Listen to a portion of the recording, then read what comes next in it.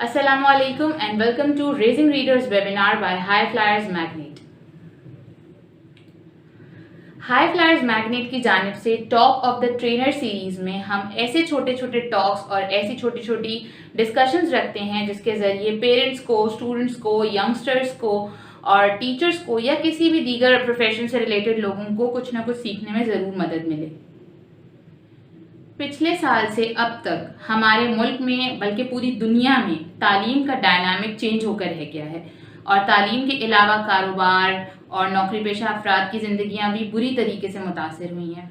लेकिन इन बुरी चीज़ों की वजह से या इन अनसूटेबल माहौल और सर्कमस्टांसेस की वजह से हमने कुछ बहुत अच्छी चीज़ें भी सीखी हैं और उसको ज़िंदगी में अप्लाई करना शुरू किया है। हमें मालूम हुआ है कि वक्त कितना कीमती है और हम इसको कैसे अच्छी अच्छी चीज़ों में इस्तेमाल कर सकते हैं। पेरेंट्स को स्पेशली ये कंसर्न हो गया है कि उनके बच्चे गिवन टाइम में स्टडीज़ के साथ साथ कुछ अच्छी चीज़ें भी सीख सकें जिनसे उनके स्किल डेवलप हों या आइंदा आने वाली ज़िंदगी में अगर उन्हें किसी ऐसे माहौल का, किसी ऐसी सिचुएशन का सामना करना पड़ता है जैसे हम सब ने पेंडेमिक में किया है, तो वो उससे कोप करने की एबिलिटी रखते हों अपने अंदर। हाई फ्लायर्स मैग्नेट की ये कोशिश है कि हम असेस करते रहें कि लोगों की नीड क्या है और लोगों तक वही चीज़ प्रोवाइड करते रहें। दिस इज़ वाई इस बार हमने talk of the trainer series में ये 4 फ्री वेबिनार्स अरेंज किए हैं। ये 4 फ्री वेबिनार्स आपको रीडर्स, राइटर्स, स्पीकर्स और सबसे इम्पॉर्टेंटली थिंकर्स डेवलप करना सिखाएंगे। आज इस सीरीज़ का पहला वेबिनार है और उसको स्टार्ट करने से पहले मैं आप सबको ये ज़रूर बता दूं कि जिन लोगों ने भी वेबिनार के लिए रजिस्ट्रेशन करवाई है वो इस वीडियो लिंक के नीचे अपना नाम ज़रूर मेंशन करें, because it would be count as an attendance और उनका सर्टिफिकेट इसी बेस पर इशू किया जाएगा। सेकेंड रिक्वेस्ट मेरी आप सबसे ये होगी कि हाई फ्लायर्स के पेज पर और हाई फ्लायर्स के ग्रुप में तब ज़्यादा से ज़्यादा लोगों को ऐड कीजिए ताकि हमारी जो भी चीज़ें, हमारी जो भी कोशिशें हैं उससे ज़्यादा से ज़्यादा लोग फ़ायदा उठा सकें। बहुत सारे लोग, ख़ास करके वो लोग जो मुताले का शौक़ नहीं रखते या रीडिंग को उतना अहम नहीं समझते जितना बाकी दीगर चीज़ों को समझते हैं और मैथ्स पढ़ने को, साइंस को सीखने को, एक्सपेरिमेंट्स करने को ज़्यादा इंपॉर्टेंट समझते हैं और रीडिंग को इम्पॉर्टेंट नहीं समझते, उनके लिए आज मैं शुरू करूँगी रीडिंग की हिस्ट्री से। रीडिंग कहाँ से स्टार्ट हुई और रीडिंग की इम्पोर्टेंस उससे कैसे रिलेट करती है, ये बात समझना बहुत ज़रूरी है। क्योंकि अल्लाह सुब्हानहू व तआला ने जब पहली वही हज़रत मोहम्मद सल्लल्लाहु अलैहि वसल्लम पर उतारी थी तो उसमें तबलीग करने को नहीं कहा था, उसमें रोज़ा रखने को नहीं कहा था या उसमें किसी भी मुख्तलिफ अमल और इबादत के लिए नहीं कहा था, लेकिन अल्लाह ताला ने कहा था इक़रा बिस्मि रब्बिकल लज़ी खलक़, पढ़ अपने रब के नाम से जिसने इंसान को पैदा किया। पढ़ना कितना ज़्यादा ज़रूरी है, पढ़े बगैर आप दुनिया में कोई भी और चीज़ सीख नहीं सकते, कोई नॉलेज एक्वायर नहीं कर सकते, कोई और डिफरेंट चीज़ में आप प्रोफिशिएंसी हासिल नहीं कर सकते until and unless you are a reader. और इसकी अहमियत यहाँ भी समझाती चलूँ कि अल्लाह ताला भी कम्युनिकेट करने के लिए रीडिंग मीडियम इस्तेमाल करता है और अल्लाह ताला ने हमें अपनी किताब भेजी है जिसको पढ़ना और समझना बहुत ज़रूरी है। यही वजह है कि उसके 2 तरीके हैं, या तो आप उसे अपनी ज़बान में पढ़ लीजिए फॉर द टाइम बीइंग जब आपको जो है उसको समझना है, उस पर अमल करना है, या फिर आप वो ज़बान सीखिए जिसमें वो लिखी गई है और फिर उसी को फॉलो कीजिए। इसी तरह रीडिंग के बहुत सारे दुनियावी फ़वाइद भी हैं। अगर एक बच्चा या एक बड़ा रीड करना जानता है तो फिर उसको अपने स्कूलिंग की किसी भी चीज़ में कोई मुश्किल नहीं होगी, और अगर वो एक बड़ा है, वो प्रोफेशनल है, तो उसे अपने प्रोफेशन से रिलेटेड भी किसी भी चीज़ में कभी मुश्किल नहीं होगी, क्योंकि जहाँ पे भी वो अटकेगा वो उसका हल रीडिंग और बुक्स के थ्रू निकाल लेगा। आजकल के दौर में जहाँ तमाम इन्फॉर्मेशन, तमाम बुक्स हमारी फिंगर टिप्स पर मौजूद हैं, लाखों सैकड़ों ऑनलाइन स्टोर्स हैं जो हर वक्त बुक्स डोर स्टेप पर लेके खड़े हुए होते हैं, और अगर आपकी रीच या आपकी अफोर्डेबिलिटी उन तक भी नहीं है, so we have a lot of content on websites as well. अब तो कोई बहाना ही नहीं बनता ना पढ़ने का कि आप पढ़ नहीं सकते या आपका एक्सेस अच्छे कंटेंट से नहीं है। लेकिन सबसे इम्पॉर्टेंट ये है कि आप रीडिंग की अहमियत को समझें और जो आपसे छोटे हैं उनके अंदर भी ये लव ऑफ रीडिंग जो है वो आपने अच्छे तरीके से इनहेरिट कर देना है और उसकी जड़ें मजबूत कर देनी है, ताकि उन्हें जब भी कभी कोई चीज़ सीखनी हो, समझनी हो, पढ़नी हो तो वो सबसे पहले किताबों का रास्ता इख्तियार करें। रीडिंग की एक ख़ास बात ये भी है कि अगर आप अच्छा राइटर बनना चाहते हैं और अच्छा स्पीकर बनना चाहते हैं तो भी हमेशा किताबें और मुताला आपकी मदद करता है, क्योंकि जितना ज़्यादा हम मुख्तलिफ़ किस्म की किताबें पढ़ते हैं उतना ही ज़्यादा हमारा एक्सपोजर भी बढ़ता है। और ये बात ज़रूर समझ लें कि एक्सपोजर एक्सपीरियंस से कितना ज़्यादा अहम है। इसकी मिसाल हमारे उस्ताद इस तरह से देते थे कि जो एक बैल होता है जिसको सरसों के खेत में हल के लिए चलाया जाता है, तो उस बैल का जो चलने का पूरा ड्यूरेशन है, क्या आप उसको किसी और जानवर या किसी और इंसान के ट्रैवलिंग के एक्सपीरियंस से कंपेयर कर सकते हैं? ट्रैवलिंग आपको एक्सपोजर देती है और वॉकिंग आपको सिर्फ एक्सपीरियंस देती है। वॉक करने को मतलब एक रोड एक सतह पर सीधा सीधा चलते रहना और मुख्तलिफ ममालिक या मुख्तलिफ इलाकों की ऑब्जर्वेशन के थ्रू और उनको मुख्तलिफ तरीके से एक्सप्लोर करने के तरीके से उनको घूमना फिरना ऑब्जर्व करना, ये एक बिल्कुल डिफरेंट चीज़ है। यही फ़र्क है एक्सपीरियंस में और एक्सपोजर में। आपकी रेगुलर तालीम, आपकी इंटर्नशिप्स, आपकी जॉब्स, आपका लोगों के साथ उठना बैठना आपको एक्सपीरियंस दे सकता है, लेकिन एक्सपोजर आपको सिर्फ इन किताबों की दुनिया में मिल सकता है जो कि लिमिटलेस है। इसलिए कोई गाय, कोई वो जानवर, वो बैल जो कूल्हों का बैल होता है जिसको सरसों के खेत में हल चलाया जाता है, वो आपसे ये नहीं कह सकता कि मुझे ट्रैवलिंग का बहुत एक्सपीरियंस है, क्योंकि उसका ट्रैवलिंग का कोई काम नहीं है, वो सिर्फ वॉकिंग कर रहा है, वो सिर्फ चल रहा है। तो यही हाल हमारे आसपास रहने वाले कई लोगों का है जिनके पास बड़ी बड़ी डिग्रीज हैं और बहुत बहुत तालीम उन्होंने हासिल की हुई है और कई कई साल का उनका एक्सपीरियंस है, but when it comes to speak, when it comes to write, they know nothing. Even when it comes to explain something to someone, they know nothing. तो प्लीज़ इस चीज़ को ज़रूर समझिए कि किताबें जो है वो हमारी हर चीज़ को, हमारी सोच को, हमारे नज़रों के ज़ाविये को, हमारी ऑब्जर्वेशन को कितना वसी कर देते हैं। और सबसे अच्छी चीज़ जो इसमें ये है कि जब आप बैनुल ममालिक लिटरेचर पढ़ते हैं, लाइक आप अंग्रेज़ों की किताबें पढ़ते हैं या आप फ्रांसीसी किताबें पढ़ते हैं या आप किसी ऐसे राइटर की किताब पढ़ते हैं जो इन मुख्तलिफ शहरों के बारे में लिखता है या उनके कल्चर्स को बुक में लिखता है, तो आपको उसी एक कमरे में बैठे बैठे उन तमाम जगहों का एक्सपोजर भी मिल जाता है जो कि वैसे इतना पॉसिबल नहीं है कि आप ट्रैवल कर करके हासिल करें। यही 2-3 तरह के लोग होते हैं, वो जो ट्रैवल कर लेते हैं, खुद से सीख लेते हैं। दूसरे वो जो ट्रैवल करके उन चीज़ों को सीख कर दूसरों तक पहुंचा देते हैं, ठीक है। और फिर तीसरे हम जैसे जो पढ़ पढ़ कर सीख लेते हैं। तो हमें सीखने वालों में रहना है हमेशा और सीखते रहना है और इस चीज़ को आगे प्रमोट करते रहना है। अब हम स्टार्ट करेंगे स्टार्ट से, क्योंकि जब रेजिंग रीडर्स की बात होती है तो वो हमेशा छोटे बच्चों से स्टार्ट होता है कि हमें उन्हें छोटे से बड़ा ऐसे करना है कि इन किताबों की मोहब्बत उनके दिल में रच बस जाए। जब एक बच्चा छोटा होता है, अमूमन पेरेंट्स बहुत सारी चीज़ों के बारे में परेशान होते हैं और बहुत सारे उनके माइलस्टोन्स जो है वो बहुत जल्दी जल्दी कवर हो रहे होते हैं, डेवलपमेंटल माइलस्टोन्स। फॉर एग्जाम्पल, उनके दांत भी निकल रहे होंगे, उन्होंने खड़ा भी होना होगा, उनकी खुराक में बहुत जल्दी जल्दी चेंजेस आते हैं।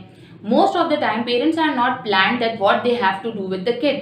वो अक्सर उन्हें पता ही नहीं होता कि किस वक्त क्या चीज़ करनी है। सम ऑफ द टाइम इस अनप्लानिंग होने की वजह से वो काफ़ी परेशान रहते हैं कि बच्चों को ऑक्यूपाइड कैसे रखा जाए, बच्चों को कौन से टॉयज दिए जाएं।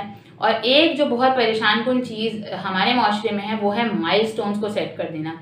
हम ये सोच लेते हैं कि रीडिंग, राइटिंग और चीज़ों को सीखना, वोकैबुलरी इंक्रीज करना, ये सब द पार्ट ऑफ एजुकेशन है। और फॉर्मल एजुकेशन क्योंकि 3 साल के बाद शुरू होगी तो इन तमाम चीज़ों पर भी 3 साल के बाद काम किया जाएगा।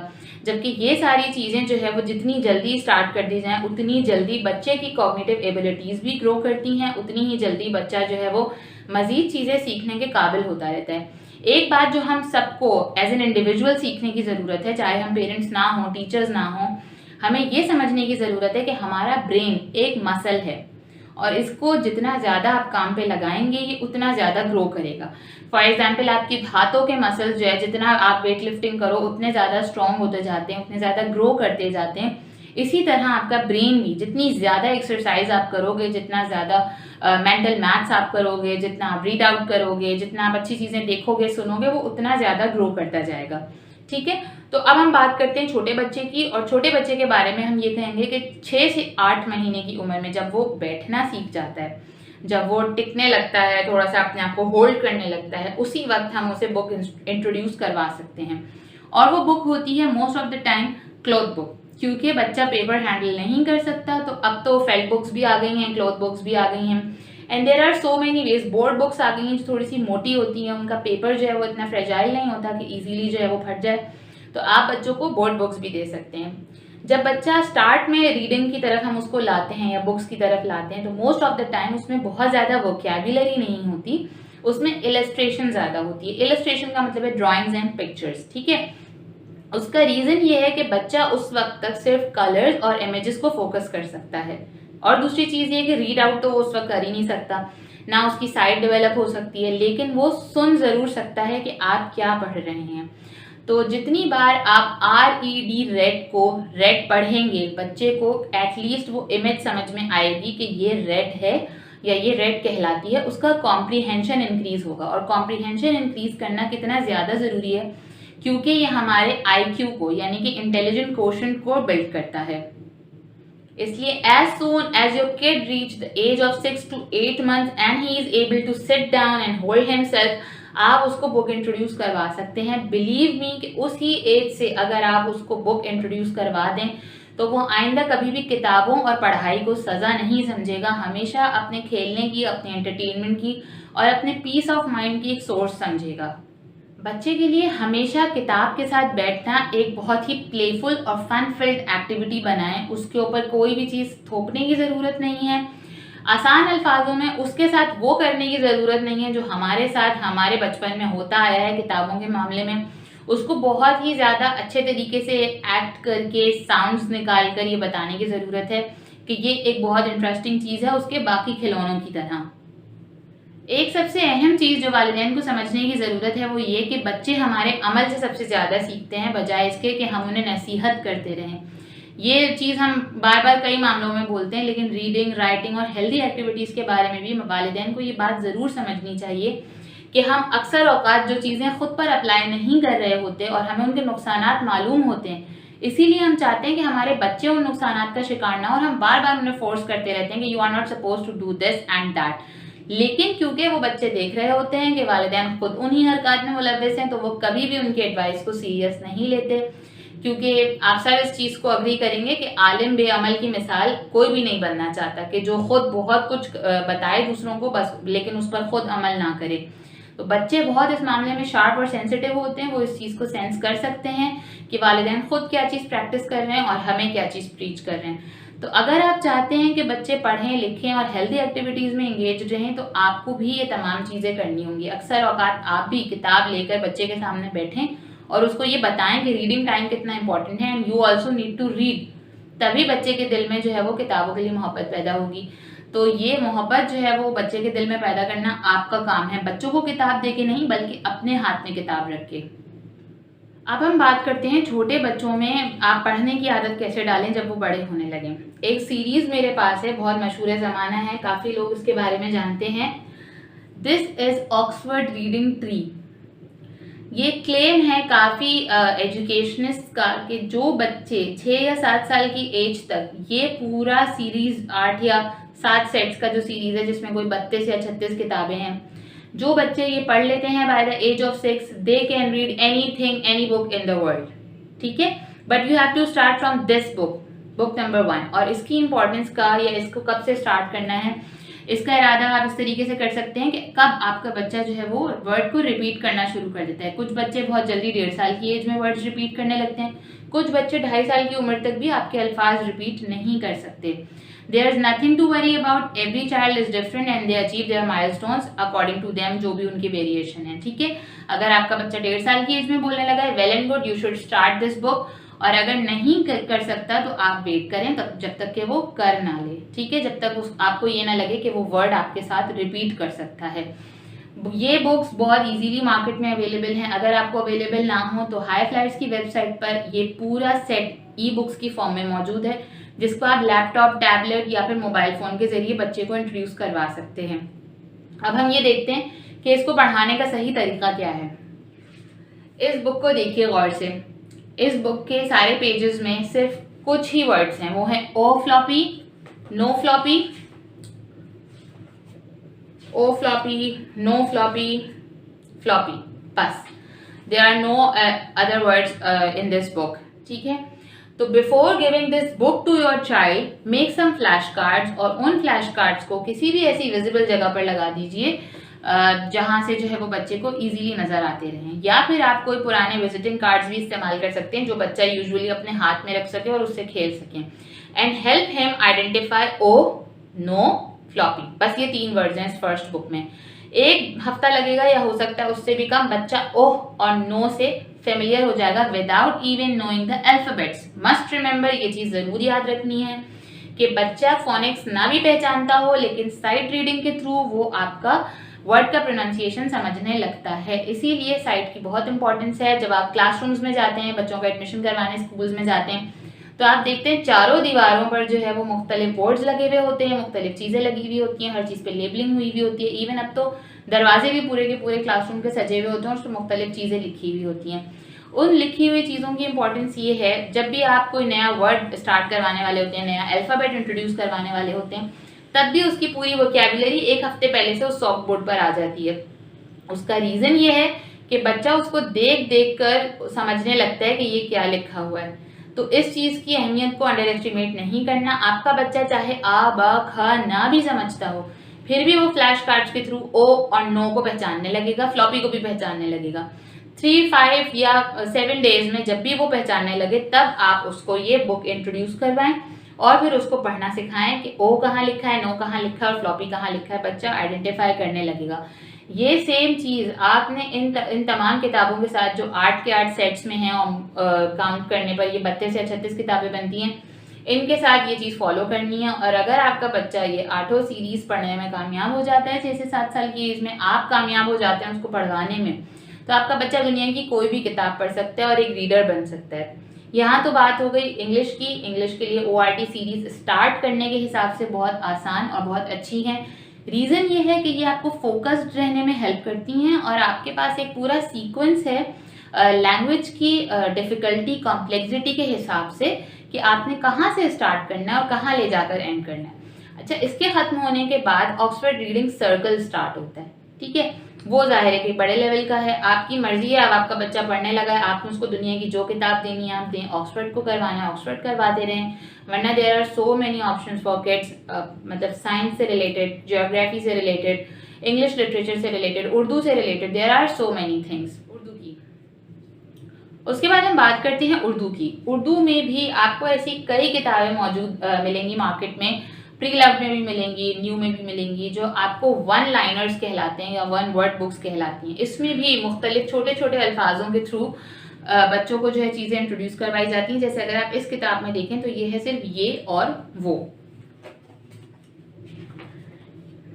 अब आप इस किताब को देखें कि इसमें उन्होंने लिखा हुआ है वो। बच्चा किसी चीज़ की तरफ इशारा कर रहा है, मार्केट का पूरा सीन बनाया हुआ है और वालिदा को वो खींच के लेके जा रहा है और माँ उससे पूछ रही है कि वो क्या, और बच्चा इशारा कर रहा है वो। इसमें फोकस जो है क्या ये और वो पर ही किया गया है। और पूरे जो 3-4 पेजेस हैं इसमें बच्चा खुद बड़ा क्यूरियस हो जाएगा कि वो क्या चीज़ है जिसकी तरफ ये इशारा कर रहा है।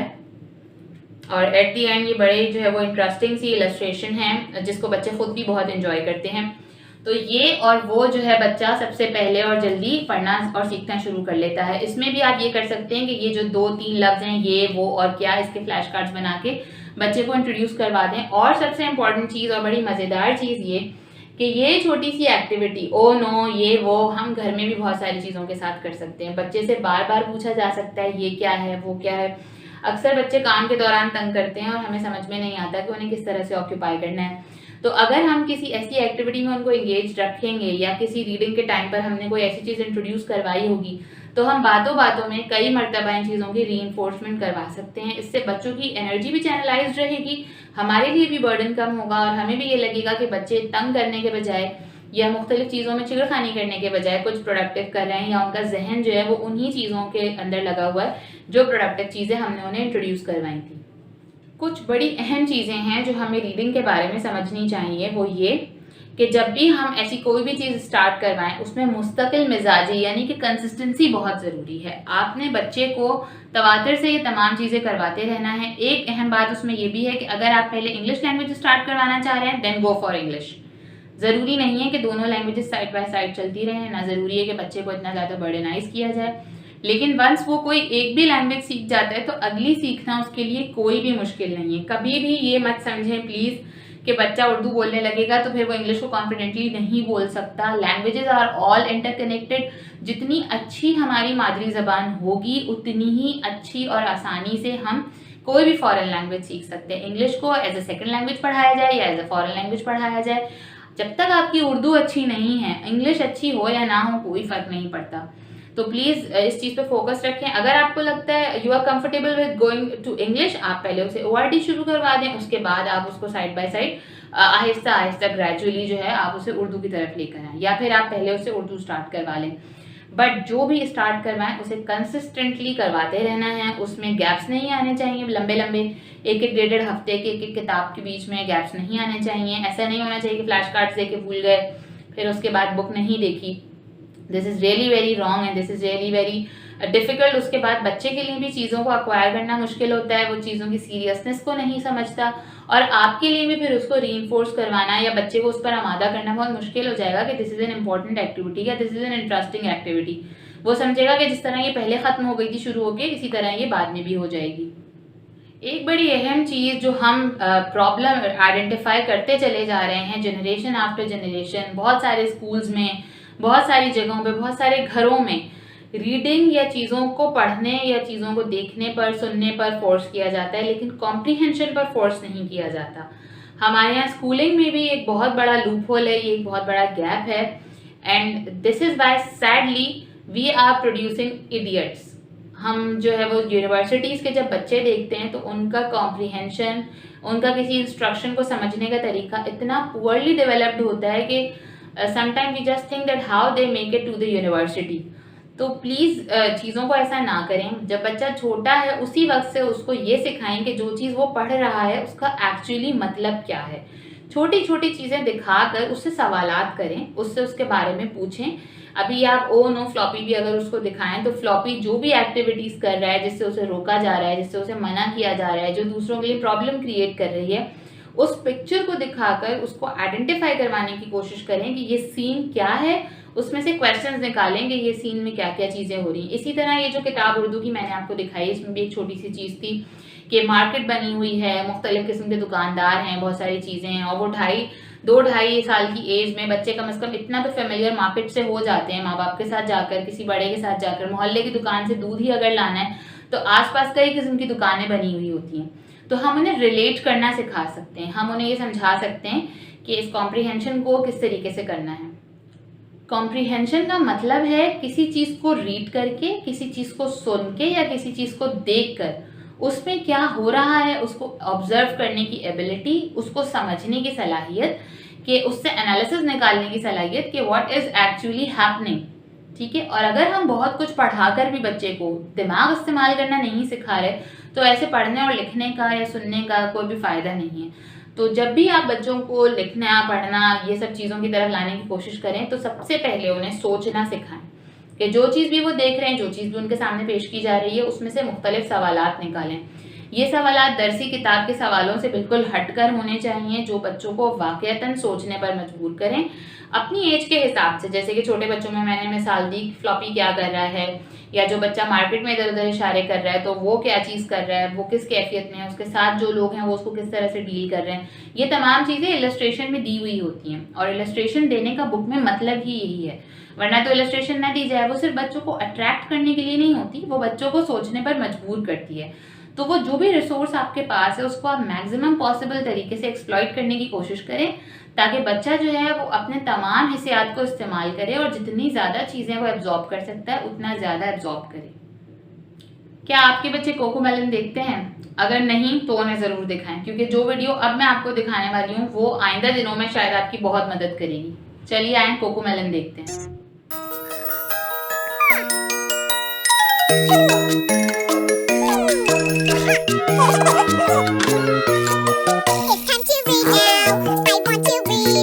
Let's all imagine it's time to take a look. Yes, it's my favorite time of day. I'm on a planet. I found some aliens. I'm on a spaceship with all my new blue friends.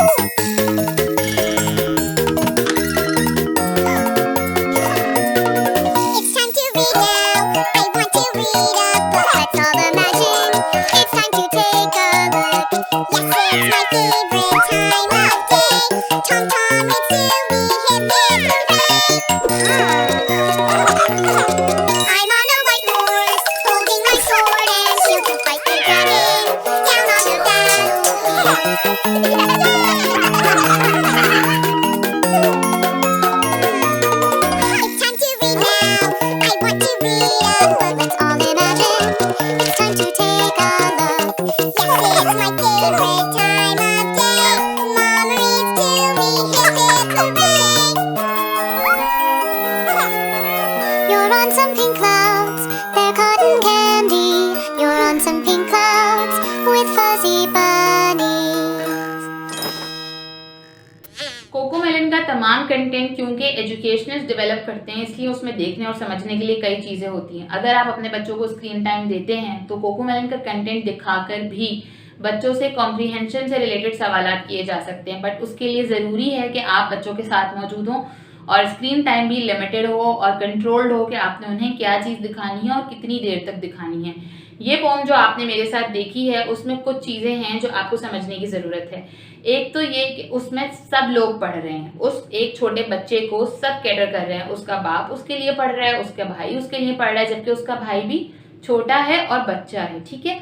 उसके अलावा एक important चीज़ है pretend play. जब आप कोई किताब बच्चे को पढ़कर दिखाते हैं तो जो भी कैरेक्टर उसमें होता है उसका प्रिटेंड प्ले या उसका रोल प्ले जो है वो बच्चे की इमेजिनेशन, उसकी ऑब्जर्वेशन, उसके कॉम्प्रीहेंशन पर बहुत अच्छा अफेक्ट डालता है। इवन कुछ पहले सालों में जब किंडरगार्टन्स जो है वो बड़ी अच्छी हुआ करती थी और इतनी ज़्यादा कॉम्प्लेक्सिटी एजुकेशन में नहीं निकली थी, उस वक्त किंडरगार्टन में तमाम पोम्स के ऊपर टैबलूज करवाए जाते थे। और अगर वो जॉनी जॉनी यस मामा है तो उसमें एक मामा होती थी और एक जॉनी होता था जो क्लासरूम में उस प्ले को परफॉर्म करते थे, so that they could understand well that what is happening. क्योंकि सम ऑफ द टाइम कुछ बच्चे सुन तो रहे होते हैं लेकिन उनका ब्रेन कोई भी चीज़ प्रोसेस नहीं कर रहा होता, just because they are full of thoughts. तो अगर आप उसी एक बच्चे को उठा लें और उसको कहेंगे you have to perform this because you are a mommy and you have to ask Johnny that what he is eating, तो कोई सूरत हाल ऐसी नहीं है जिसमें वो समझ ना सके। अगर उसने ये परफॉर्म कर लिया तो उसको सारी उम्र के लिए ये कॉम्प्रीहेंशन याद रह जाएगा कि इस पोम का मतलब क्या था। हो सकता है वो एक बच्चा वही हो जो हमारे घर में, तो इसलिए हमें भी प्रिटेंड प्ले के थ्रू चीज़ों को एक्ट करवाना चाहिए। वंस अगेन इससे बच्चों की ना सिर्फ रीडिंग से मोहब्बत गहरी होगी कि भाई जो हम पढ़ रहे हैं वो हम कर रहे हैं, this is very fun field. उसके अलावा ये कि बच्चों का जो है वो उसमें इंटरेस्ट हमेशा डेवलप रहेगा, बच्चों का टाइम अच्छी चीज़ों में ऑक्यूपाइड रहेगा और बच्चे जो है वो हेल्दी एक्टिविटीज़ के साथ सीखेंगे भी और हमेशा आपको फोर्स करेंगे कि आप ऐसी ही एक्टिविटीज़ करें बजाय इसके कि वो दूसरी मुख्तलिफ चीज़ों की तरफ जो है वो अपना ध्यान लगाएं। उसके अलावा पोम में आप देखें जगह जगह शेल्व्स रखे हुए हैं और उनका एक्सेस जो है वो बच्चों तक है। नो डाउट कि not every home can have this facility to have shelves everywhere और बच्चों की रीच के हिसाब से चीज़ें हों, ना बच्चे ही हर जगह इतने अच्छे हैं जैसे कि पोम में दिखाए गए, लेकिन समवेयर आपके लिए किताबों की एक छोटी सी भी जगह हो बट वो ज़रूर होनी चाहिए, चाहे वो आपकी अलमारी का सबसे ऊपर वाला शेल्फ ही क्यों ना हो, बट कुछ किताबें आपने वहाँ बच्चों के लिए सेट की हुई हो या बच्चों की अलमारी का, बच्चों के ड्रेसर का कोई छोटा सा हिस्सा हो जहाँ उनकी किताबें रखी हुई हों।